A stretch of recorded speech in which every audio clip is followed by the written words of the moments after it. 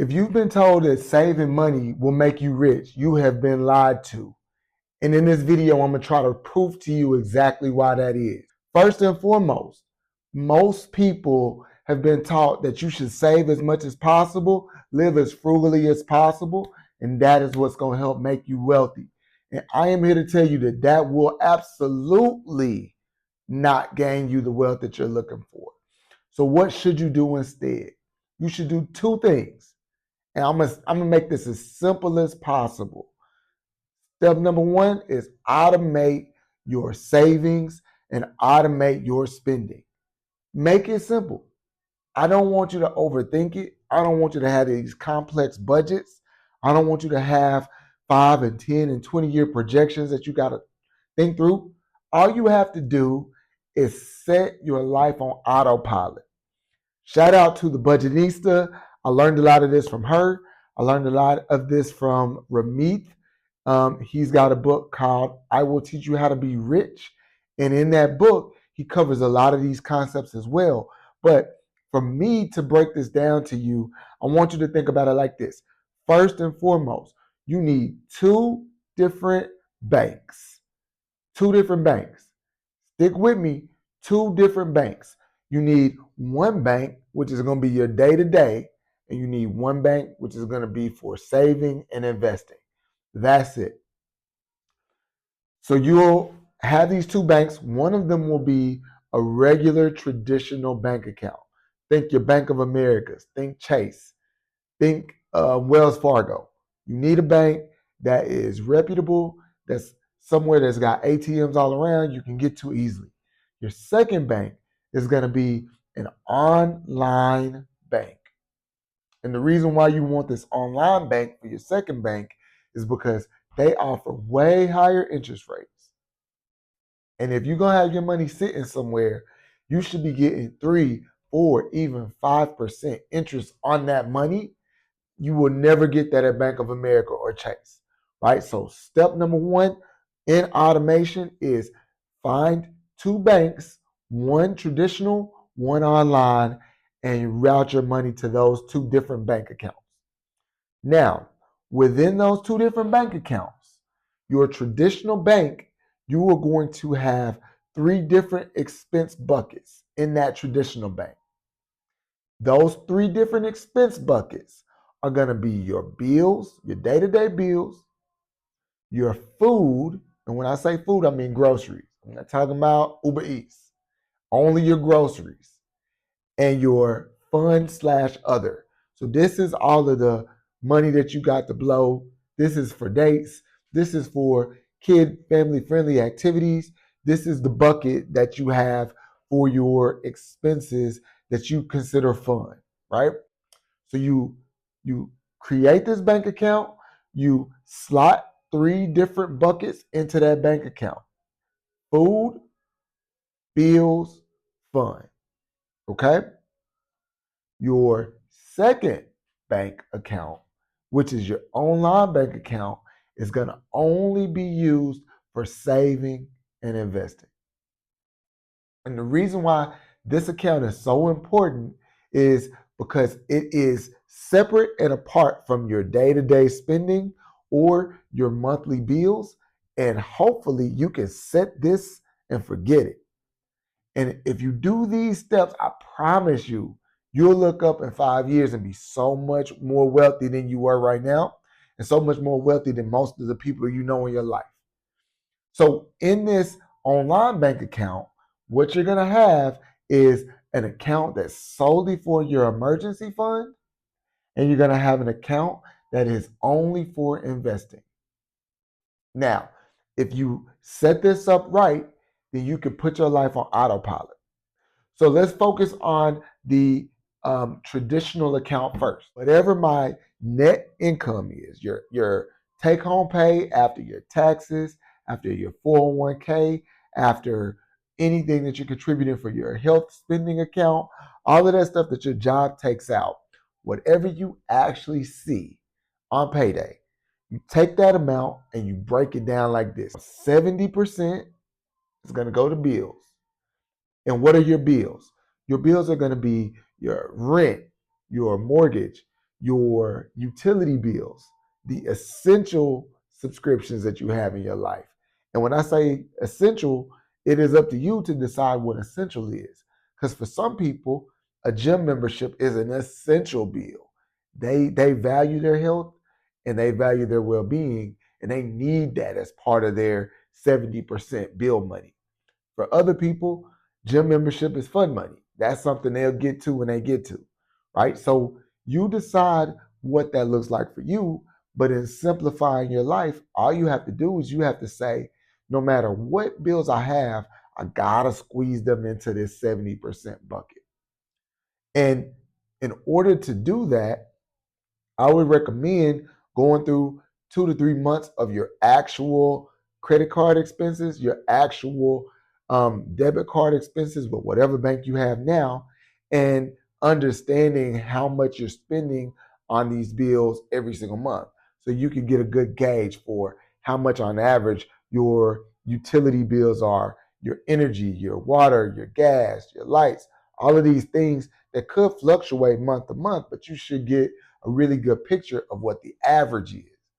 And once you have the average, then you can say, okay, I know that on average my electricity bill is $150 a month. So I'm going to allocate $175 a month in my bill account to be taken out for the electricity bill. So you go through this exercise once. It might take you about a week to really set up this process. But once you set it up, you'll have your rent comes out on this day, your energy bill comes out on that day, your water bill comes out on that day, your internet bill comes out on this day. And once you have all of those lined up, you add those all up and you need to be 70% or less. You slot that into bill money, and then you have a bank account specifically for your bills. So with Chase, with Bank of America, with Wells Fargo, you're going to have a majority of your income from your job routed directly into that account. And the only thing that ever comes out of that account is bills. So that's your first account within your traditional bank. Your second account within your traditional bank should be another checking account. So the first account was a checking account. The second account is a checking account. In that account, you're only going to have expenses for food come out. Why do we keep this separate? Because you know you got to eat. And if for some reason the food money and the bill money gets mixed together, then you always are going to try to decide what you need to be spending money on. So if you have your food account separate, you know every single month when it's time to order groceries, you got the money to do that. And inadvertently, ordering groceries and having a specific food account will actually save you money long term, because you won't be eating out as much. You won't be Uber eating and door dashing as much.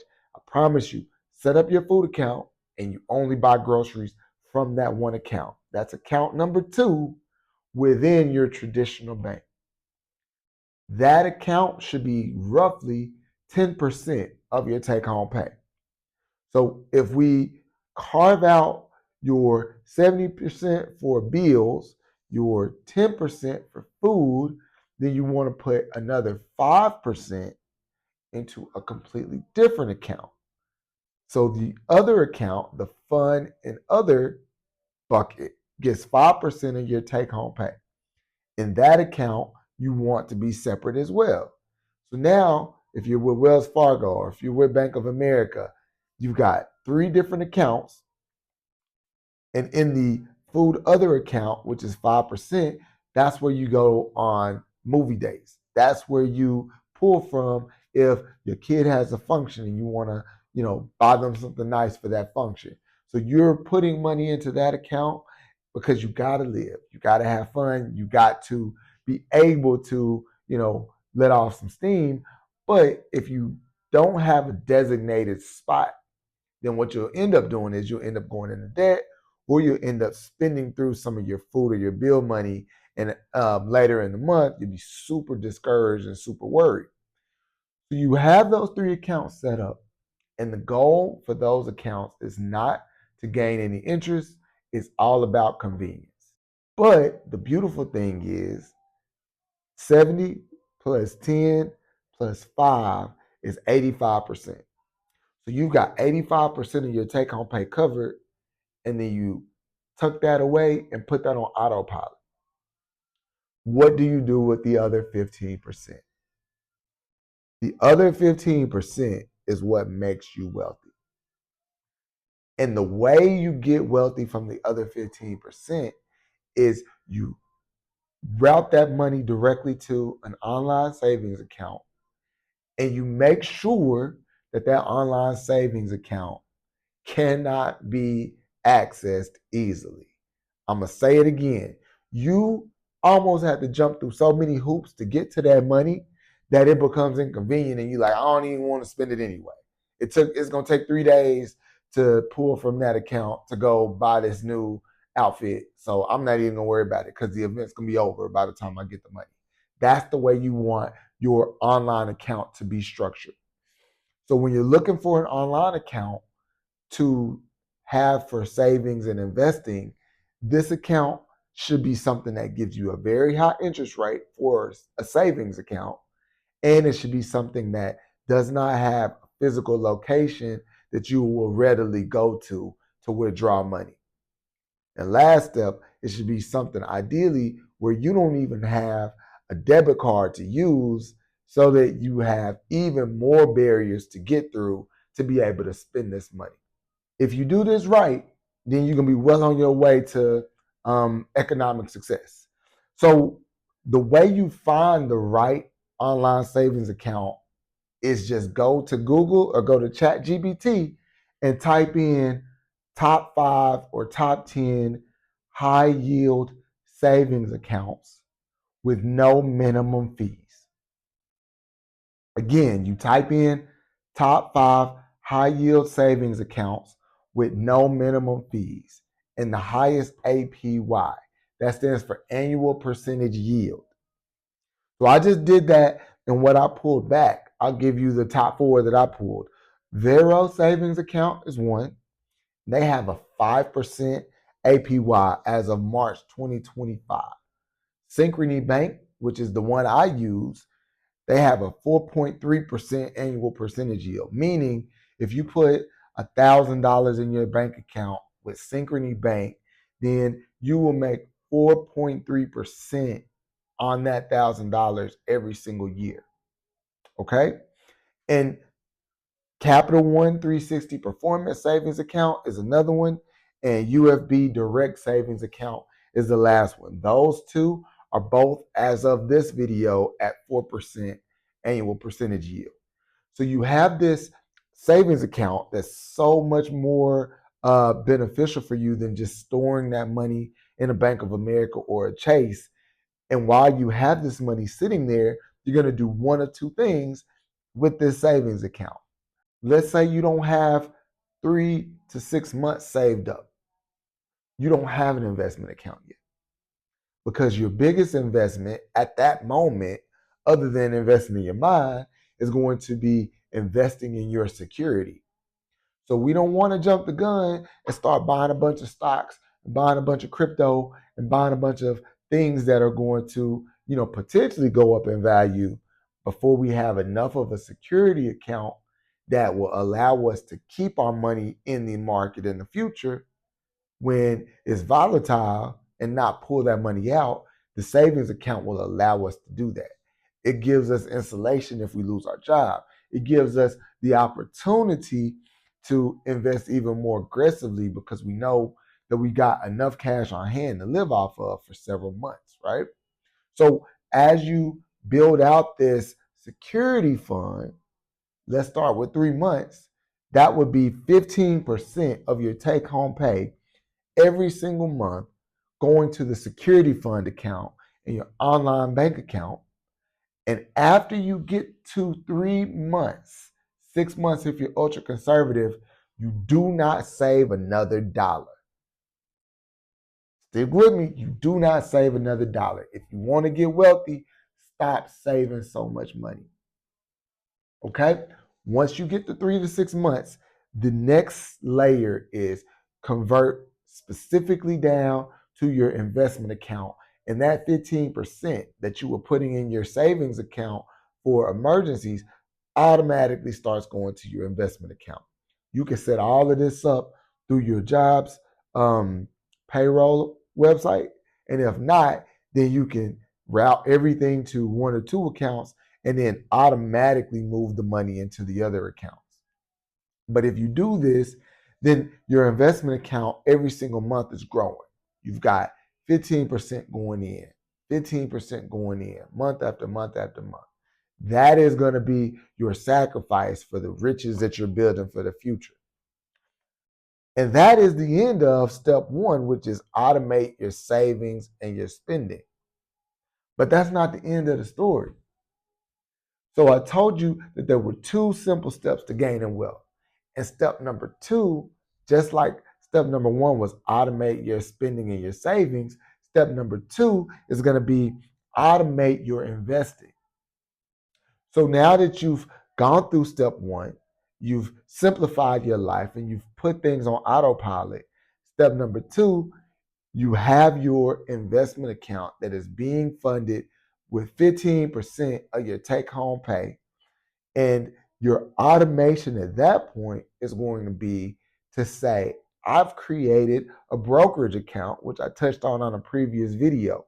Brokerage accounts allow you to buy stocks, bonds, and if you consider things like Coinbase a brokerage account for crypto, then you're going to have a Coinbase account as well and potentially buy a little bit of crypto if you're a little bit more of a risky investor.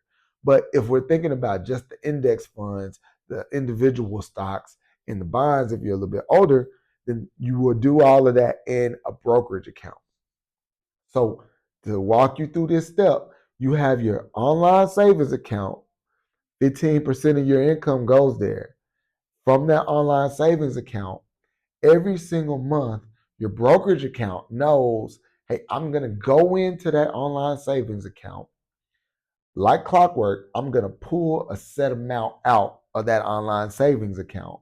And then I'm going to buy whatever I've been told to buy on repeat every single month.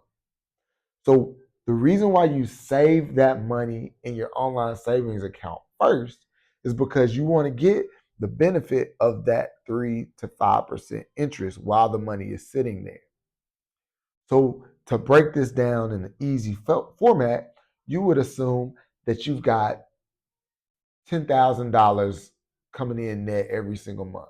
Of that $10,000, you would have $8,500 going towards your bills, your food, your fun.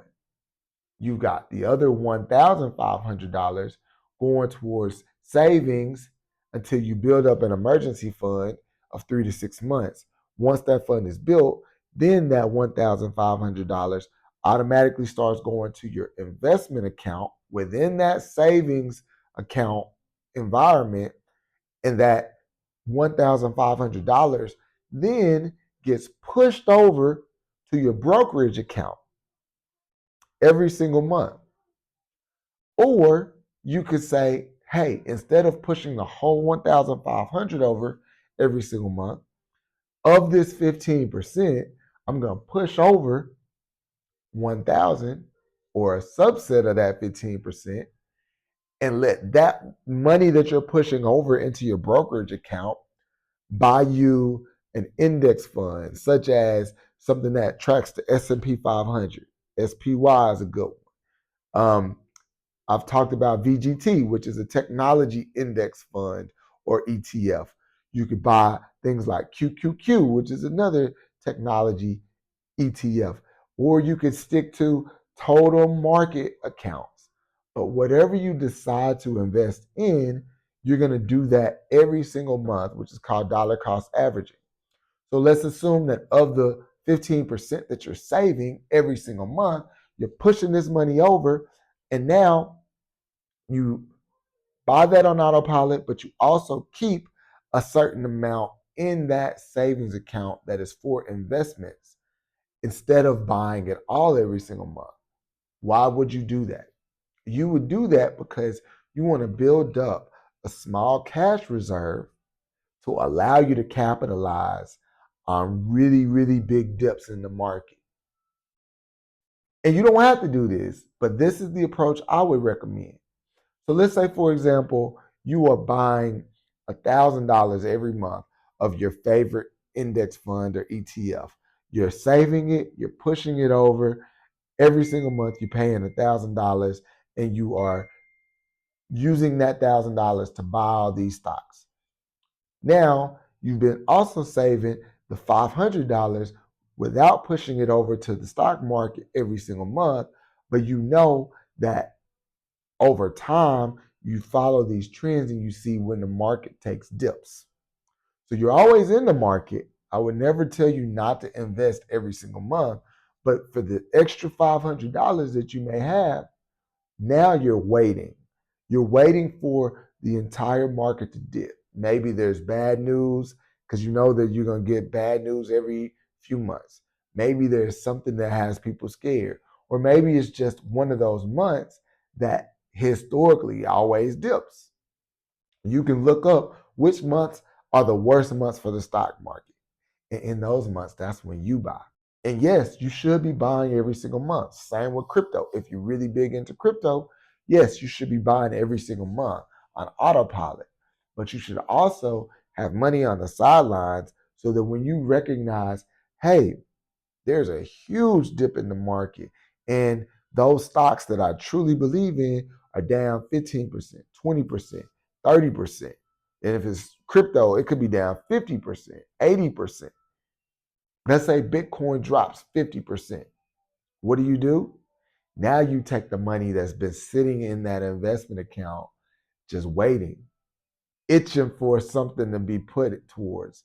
And now you say, I'm putting it all on that thing that I believe in. And it's not risky because you've calculated the fact that this investment is something that's worthy enough for me to buy some every month. You've done your research, and also you have a security account with 3 to 6 months worth of savings, so you're not taking a risk that you can't recover from. That is how you build that generational wealth on autopilot, and that's how you speed up the process by buying those dips when they hit and by investing every single month through dollar cost averaging. So to simplify, you have your two accounts, one with a traditional bank account, one with an online account. In those individual bank accounts, you have multiple different accounts for different reasons, and you keep them all separate. That way, you don't have to think about what you're doing every month. You don't have to maintain some complex budget. You know that the money in each account is already spoken for. You know exactly what to do with it. And I promise you, if you follow this simple approach and stop saving so much money, but instead invest that money that you would be saving and have a very detailed plan for the money that you should be spending on food and on bills and on the other types of fun that you would have, you will build generational wealth so quickly. Please, please, please like, subscribe, and help me understand what else you want to see from me going forward.